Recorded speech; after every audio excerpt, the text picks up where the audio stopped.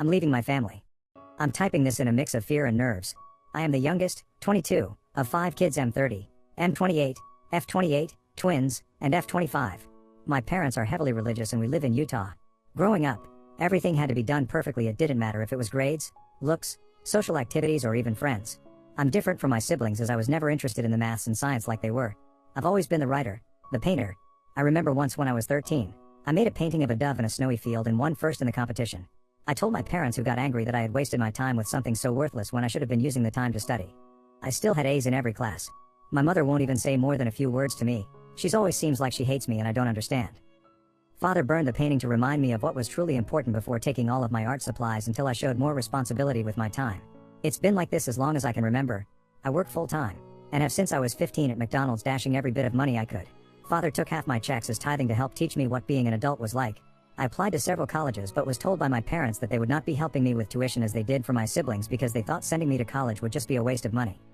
So I got angry. I am so tired of being the black sheep just because I like the arts more than maths and science. And then, I heard them talking when I got up in the middle of the night about the perfect man they'd found who is willing to take me in. Through our church. I am terrified. And so I'm leaving. I've got some money saved up. A good amount, and I'm leaving the country. I found a job that lets me work remote doing freelance design work, and I've had my passport since I was a kid because of our family vacations overseas. I'm taking nothing other than a change of clothes, my laptop, and important documents I took out of my father's office. I booked a flight that leaves in 5 hours and I'm never coming back. I'm not even going to take my phone since I'd need to get a new number anyway. My best friend, God bless her, had been the one booking things and getting everything ready since I couldn't tip off my parents. She's also smuggled some of my more important things I can't take to hold on to for me. She's parking down the street and I'll leave with my smallest suitcase to meet her. I don't know how they'll take this. I'm terrified they'll find a way to drag me back, or track me down. They went to bed over an hour ago, but I'm too anxious to sleep. I don't know if I'll have any updates, but I just hope they don't stop me. Update 2. I'm leaving, left, my family, posted on August 10th, 2023. Wow. So much has been happening lately that it's kept my head on a swivel constantly. I'll start with the good part of the update before moving on to the less happy bits. So, I was advised to remove the location destination from my post. So all I will say is that I'm in South Africa right now and it's amazing. The food is astonishing. And a poster here messaged me to recommend that I try bunny chow, which is actual authentic curry in a bread bowl. It was phenomenal. I got to chatting with one of the hotel staff. She's about my age and we really hit it off. She went with me to a local shopping center to get some new and better clothes. At least I'm used to wearing dresses, so that doesn't faze me, and they're very lightweight and breathable unlike a lot of US dress fabrics. She also told me to always shake out my shoes every morning just in case. I've started apartment hunting, and it's well within my budget. Like super low compared to how sky high it is in the US. It's honestly jaw-dropping. Like $81 for a studio apartment with a loft and kitchenette. So yeah, housing won't be an issue, and it is a bit odd to be house shopping for myself when I've always lived with my parents. Now on to the less pleasant bits. I finally opened the emails, deciding it was best to probably get it over with. My father's email was filled with anger. There is no other way to put it. He said that by taking off irresponsibly like I did cost them the friendship of someone they'd planned on introducing to me. He never admitted that it was the 53-year-old they'd basically sold me to. Father stated that because of the social relations that had been damaged and impacted by my actions, I owe them approximately $85,000 in reparations. He also claims that he will be taking me to court if I don't pay it in full within 30 days and return home, as I obviously cannot be trusted. I plan to ignore that as I believe him to be bluffing. He ended his email/rant with "You belong to me, and I won't tolerate such defiance when we've put a roof over your head and taken care of you for your entire life. You were never the child we expected. It's time you make up for your deficiencies. I expect you home within the next 2 weeks." Yeah. No. My siblings were basically copies of my father's email, admonishing me for throwing the efforts of our parents in their faces before running off like a coward unwilling to face the fallout of my actions. I skimmed them honestly, before just deleting them. It's nothing I didn't expect. However, my sister-in-law, she's married to my eldest brother, sent her own email before asking me not to reply as she would be deleting every sign she sent it from her end. She congratulated me on stepping out on my own and getting away from my parents and their demands. She said that she herself hadn't been strong-willed enough to stand up to her parents when they basically betrothed her to my brother. Which makes sense, as I remember that they met and then married within 6 months, and even then I thought that was a bit strange.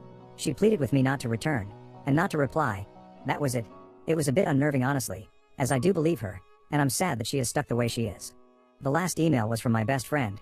She said that the morning after I flew out, my parents had been on their doorstep demanding to see me. Apparently they believed I was hiding with her. They refused to leave, screaming for me to stop pretending I wasn't there. It caused enough of a scene that the police were called, but they only talked to my parents briefly and let them leave. It really angered my friend, who'd wanted them arrested for threats and trespassing. The police only claimed that there wasn't a pattern of behavior that would warrant them being arrested and charged. Before just leaving.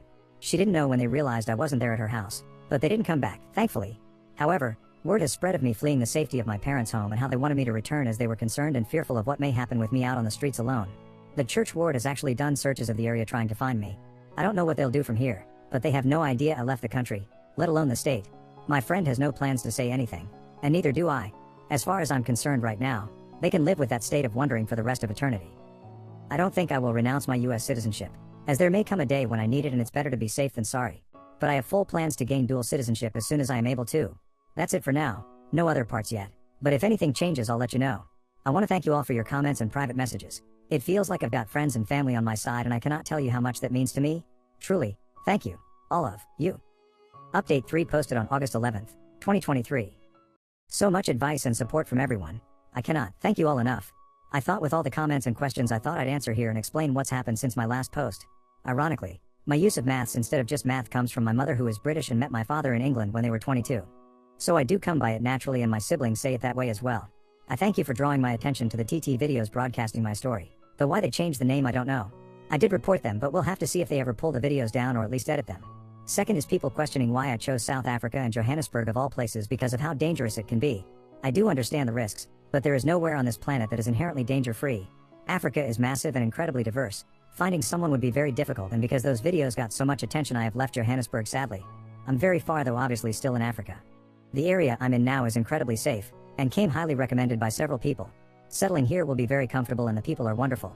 I may even attend the university here and get a degree. I haven't replied to the emails, but I have saved them and printed copies and laminating them just in case. I will not be renouncing my US citizenship, and my passport is good for another 8 years. I don't hate religion, regardless of what it is. In my eyes, a person's relationship with God is incredibly personal. If a person connects with him via camping, or walks, long drives listening to music, acts of service, that's their choice and it's just as valid in my opinion as sitting in a pew is. Possibly more as they're honest with themselves instead of just putting on a false facade for the public eye. I plan on ignoring any further emails from my family, other than printing them out just in case. They've made several phone calls to my friend who's had fun with them. The first time your father called yelling that I hand you over I pretended to be cowed and gave him your location. It took him to a strip club. He came back screaming at how I had embarrassed him. I just hung up on him honestly. She did that each time they called, giving a different location each time. Her favorite was sending my parents to a nudist retreat. My mother passed out apparently. My friend is looking to move and eventually plans to join me but will jump around a bit so that they don't follow her to me. I did finally read my uncle's email, but it was just a copy of my father's with the added comment that he and his fellow cops would be looking for me to bring me home safe before I got myself in trouble and hurt. I am being watchful, and I know better than to wander into dark alleyways and abandoned places. That's all I've got for now. If anything changes I'll let you all know. It's heartwarming seeing and reading how many people are on my side and in my corner. I've actually begun printing out everyone's messages and comments to put in a binder I can look back on later. Truly, thank you all, I mean it. Relevant comment. On being forced to marry even though Oop is an adult. Pressure via local church wards. It is easier to move on when I don't have them standing over me forcing their choices in place of my own. I honestly don't know if I'd be strong-willed enough to stand up to my father in person just yet. Maybe one day in the future when I know who I'm outside of what I've been forced to be. Update 4 posted on August 26th, 2023. Hello everyone. It's been a while since my last update and a few things have happened that I was told by my friend that I needed to share since everyone was still clearly rooting for me. I have settled in a bit here, and am now enjoying the fun of paperwork. Oh so much paperwork. I have secured an apartment, and while it's 2 bedrooms, one is for my friend when she comes to join me. I've made a few acquaintances here locally and am beginning to stand on my own a bit. My biggest challenge has been dealing with feeling uncomfortable because I don't know all of those unspoken rules the way I did in the US. As such, I'm constantly second-guessing myself but hopefully that will fade with time.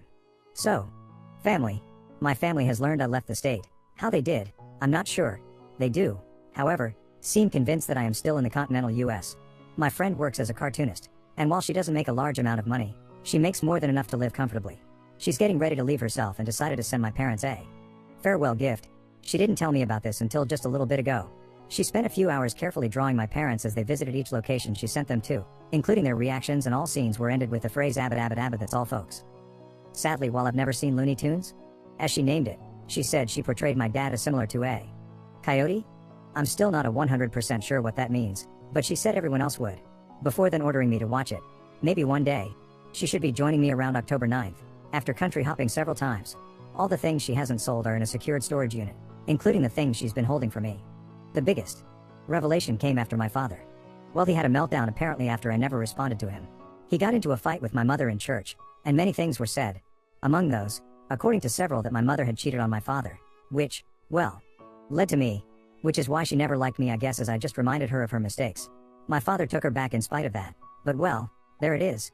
It caused a big stir in the ward, and meetings were held, though I obviously don't know what was said or done. I may never know, honestly.